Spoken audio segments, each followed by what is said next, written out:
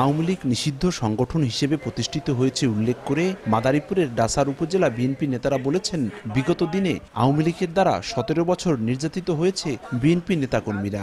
এই আওয়ামী লীগের লোকজন নতুন স্বাধীন দেশে আসন্ন দুর্গাপূজাকে ঘিরে নাশকতা করতে পারে, সে ব্যাপারে দলের নেতাকর্মীদের সজাগ থাকতে হবে। আপনাদের সুখে রাখার জন্য একমাত্র দল যেটা বাংলাদেশ জাতীয়তাবাদী দল, যেই দলের নেত্রী বেগম খালেদা জিয়া, যেই দলের নেতা জনাব তারেক রহমান, যাকে তারুণ্যের অহংকার বলি।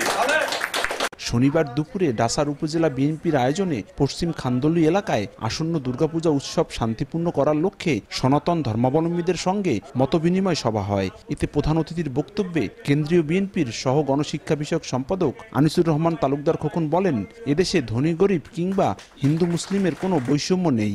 শুধু দুর্গাপূজাই নয়, সারা বছর বিএনপি সনাতন ধর্মাবলম্বীদের পাশে থাকবে। আমাদের দলের নির্দেশ, জনাব তারেক রহমানের নির্দেশ,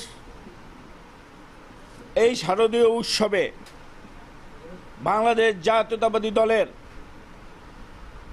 আমাদের যারা কর্মীরা আছেন, যারা নেতারা আছেন, সকলে যেন আমাদের সেই হিন্দু সম্প্রদায়ের ভাই বোনদের পাশে যেন আমরা সর্বত্র থাকি।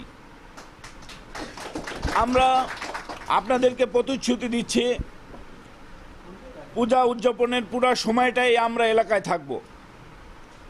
আমরা আমাদের নেতা কর্মীদেরকে সাথে নিয়ে সর্বদা আপনাদের পাশে থাকব।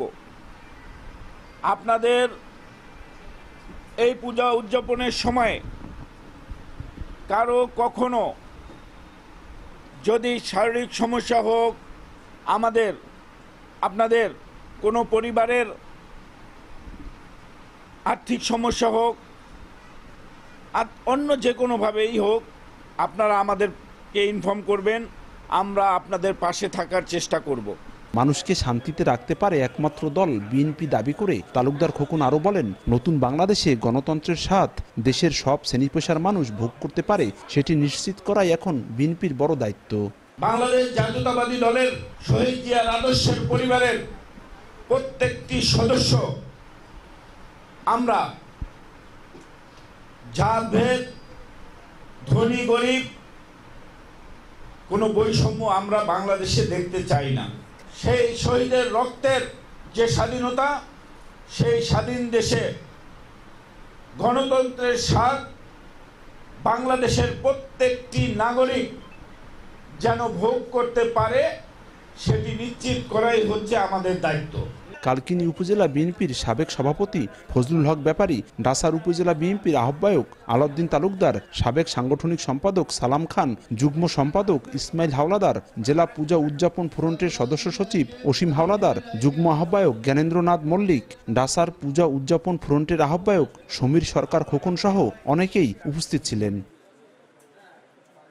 মতবিনিময় সভা শেষে খোকন তালুকদারের ব্যক্তিগত অর্থায়নে প্রতিটি পূজা মণ্ডপে আর্থিক অনুদান ও বিভিন্ন বস্ত্র বিতরণ করেন। সঞ্জয় কর্মকার, অভিজিৎ, সময় সংবাদ, মাদারীপুর।